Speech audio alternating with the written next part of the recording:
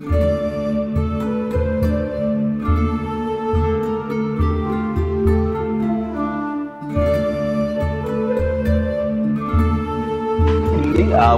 to the SilmFilm script discussion for Season 1, Episode 4. This discussion that we're having is basically coming up with an outline for the individual episodes of the theoretical adaptation of the Silmarillion to a television series. The main discussions are taking place. I'm going to put these in the chat. If you're watching this on YouTube, you'll be able to find these links in the description at the bottom. But you can go to mythgar.org, or if you want to go directly to our forums, forums.signum, if I can spell, signumuniversity.org. For some reason those didn't come up as links, but those will bring you to the websites where these discussions are taking place. If you can get a chance to download the podcasts, which are co-hosted by the Tolkien professor Corey Olson, Trish Lambert, and David Kale. They are absolutely fantastic. They have a lot of other material that's available, so if you get a chance to check that out, please do.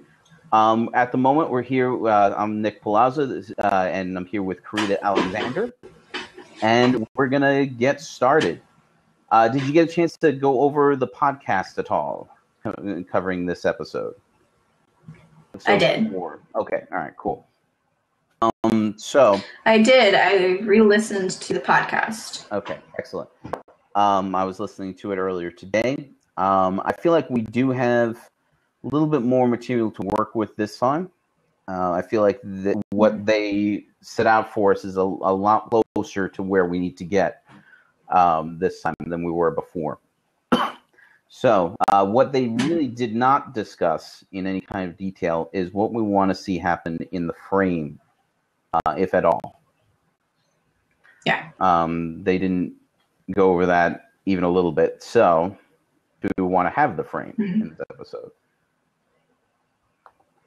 Because I don't feel like we're quite prepared to abandon it. I want to return to the frame at all for this episode. Right. So now, for those of you who are watching who are not familiar with what's going on, the story that we're telling is within the frame of these stories that are being told by Elrond, if you're familiar with the Lord of the Rings, to a young Aragorn, who at this point is the only name that he's aware of is Estelle, which is Elvish for hope, by the way. So, okay, it appears that we lost Karita we lost her video and audio. So she's going to be joining us in the chat. So we're gonna try to see how this works out. I'm sure that the world is diminished for having to just see my face up here, at least until Marie gets in. But we're going to see what we can do. So, all right, as I was saying earlier, I don't feel like we're quite ready to ditch the frame for this episode. I definitely feel like we can definitely show less of it than we have been. But to eliminate it at this point, I feel like we do kind of still need it. So the question is if that is something that we're in agreement, because like I said earlier, the hosts didn't discuss the frame at all in that episode that I was able to detect. And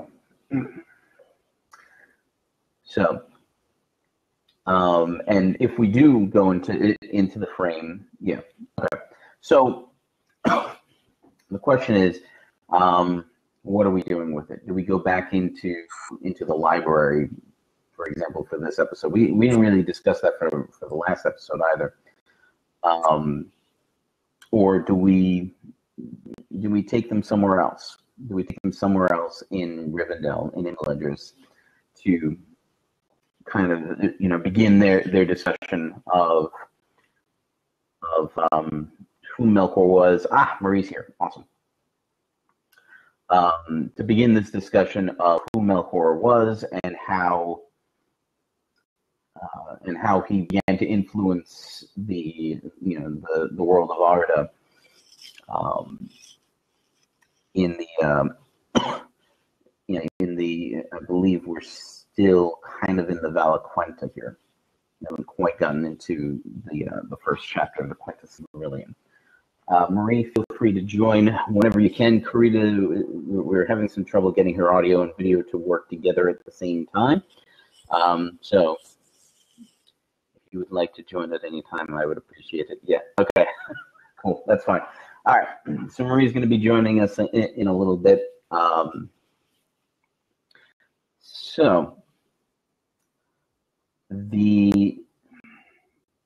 right. I think that the location that we're in isn't going to matter hugely, but we do want to establish, once again, that not every lesson that takes place is going to take place in the library. We don't want to be creating this very static learning environment for Estelle, and we want to be able to make use of the beautiful environment that is Imladris in order to tell the story. So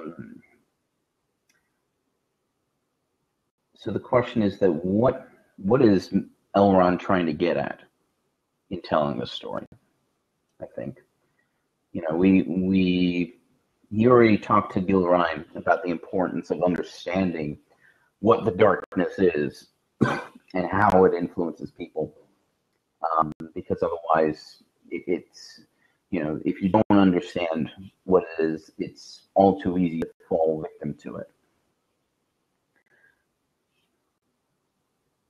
Okay, Karita says that she was musing today about how the location of Elrond's chatting with Gilraim changes the tone of the conversation. Okay. Yes, I imagine it would.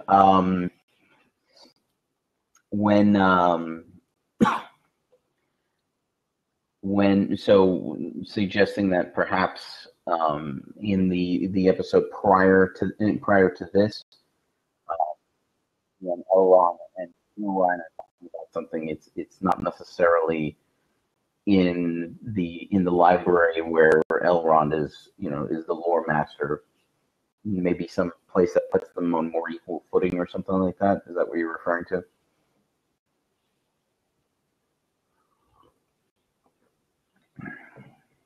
Right. Karita says, if we're seeing him in his element, it puts him in a position of power. Granted, he's the lord of the whole place, but yeah. Yeah. So you're kind of thinking we're kind of thinking along the same lines there. Okay. So where are we putting them today? Where are we putting them as we move forward with the discussion of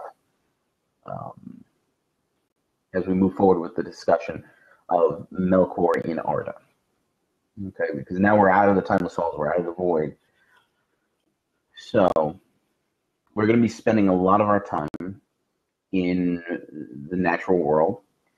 We're going to be spending a lot of Almoran in episode 2. We were talking about how the Valar began to create communally. They began to create Almoran, and what we're going to be seeing. We're going to. Karita says, I think we could mix it up to give subtle cues about the conversation. He's coming to her, meeting her instead of her coming to him. It says something about him being humble and willing to listen. Yes. It means that we would have to put some conversation in where her displeasure is expressed in some way before the final conversation about the importance of the lesson is had. Which I think we can. I feel bad that we didn't go over this too much in our last episode. I was just so thrilled that we had made it through so quickly. and I didn't really, I didn't think about that. I mean, obviously, this is all stuff that we can hash out in the outline document once I actually get a chance to finish it. She could be an area she took when she first arrived in Rivendell. I think that's a wonderful idea, and it kind of might bring in a note of regret as to, but what else could she have done? There's that. There's no place else she could have gone where Estelle or Aragorn would have been safe. But there would be at least a note. Am I doing the right thing by staying here? Shouldn't we be with our people? Because at this point, the Northern Dunedain, remember, are completely leaderless. I don't know how old Halbrad is at this point, but the Northern Dunedain during the it might be okay. I'm sorry, I totally missed this. Krita says it might be a way of making us wonder if she's considering leaving or if she's thinking back on the events that led up to her taking refuge in the first place. Yeah, I agree. Are we talking about using this, about having a conversation about this in episode 4, or are we still talking about episode 3? I'm just trying to figure out what we're talking about here, because I feel like in episode 3 that's a good place, and a symbolic place for her to be at that point. Yeah. Okay. All right. I will definitely have to. I haven't completed the outline, from the rough outline, even from episode 3 yet. I apologize. Things have been a little crazy this past week. My wife just got home from China on Friday, so it's been a lot of stuff going on. So for one person calling in, show callers, Marie Prosser. Okay, we'll give her a minute for her signal to get to us. So, hey, here you are. Okay. Can you hear me? Yes, I can hear you. I've been alone out here for a while, and it's a little nerve-wracking. So I didn't make you talk to yourself. No, Karina's here. It's just that on the air, I'm by myself. And we notably, and rather suspiciously, I believe, lost the 2 other viewers that we had as soon as Karina went off the air. Funny how that works. Yeah, that's interesting. Anyway, is my volume too high, too low? I don't know how loud I am. You're a little high, but I don't want to. Yeah. Okay, I'll see if I can fix that. I just don't want your audio to have any specific distortion or anything like that. Right. Okay. Okay. So one thing that we're trying to nail down at the moment is what we're going to do with the frame in this episode. The host didn't really discuss it at all, but Karita and I agree that we're not quite at the point where we want to move away from it just yet.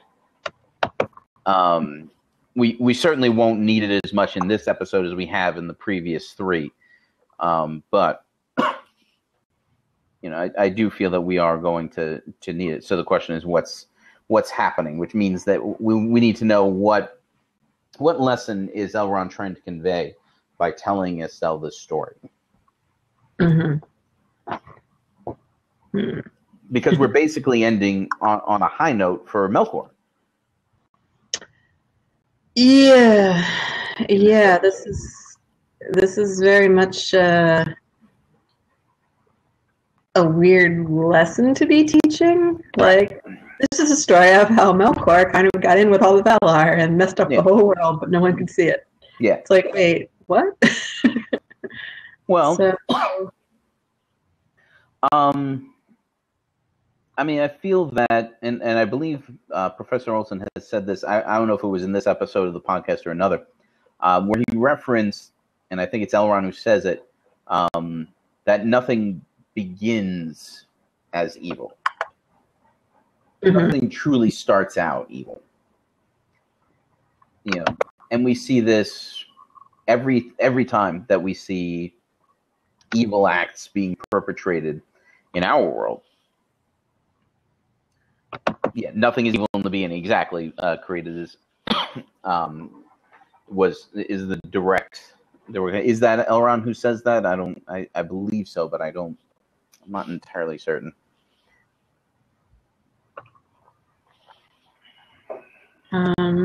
whose line is that? I mean, I can do a search. It's not the end of the world, but Yeah. but I believe that it is him, and as a lore master, there's something he would know. Mm-hmm. So if that's the message, it could be Gandalf. He's another one that it could be.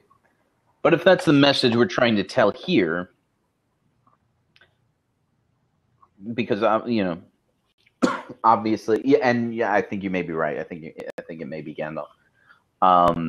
If that's the message we're trying to convey here, then why is that? That has to be a reason why that's specifically important. Mm-hmm. Gandalf the easy to quote. Excellent. So why is that in particular important for Estelle to learn at this point? There has to be some sort of perpetuating event or perpetuating moment. This is following. Am I quieter now? Yeah, your audio is perfect now. Oh, good. I fixed it. Yay. Okay. But I do feel that, and I feel Gandalf would begrudge us this. The idea that nothing is evil in the beginning. I feel like that's really what we're trying to say here in this episode. Okay, so to tie into the last episode, we did have Estelle being slightly concerned about Ungoliant and the fact that there are scary things out in the world. Right. So we could somehow tie that into the message of nothing's evil in the beginning, that it's not a matter of the big scary things out there that can get you, but that you have to make sure that you don't become the very monster you're trying to fight. Okay. The message of vigilance, because you don't always recognize evil. You don't always see it as evil. It's not always evil to start with. Yeah. Now I'm going to the whole not all that glitters is gold. Karita says that Estelle has lost his father, but he has had a fairly sheltered life up to this point. The idea of being evil being subtle and sometimes coming from within would be important. Yeah, I agree. What if Estelle does something that is that shows some potential for evil in him? I mean, I don't really know what he could do. Well, he does have to have faults. Yes, obviously. Okay, so in the very, very first episode, we were talking about having him being kind of a wild child, a little bit. Yeah. That he's been running wild and doing his own thing, and no one's been paying much attention to him other than his mom. Right. So he could do something that we would not expect a good character to do. Like, I'm not saying we have to have him torture animals or something, but it could be something really thoughtless that hurts someone or something. And What if it's I don't know. exhibits a degree of pride? That would connect him into Melbor's fatal flaw, which is pride. Right. I don't know what could he do though, because it can't be too bad. It can't be too bad. Like I said, he shouldn't probably be torturing small forest animals. Right? That's Yeah. probably a little too much. Yeah.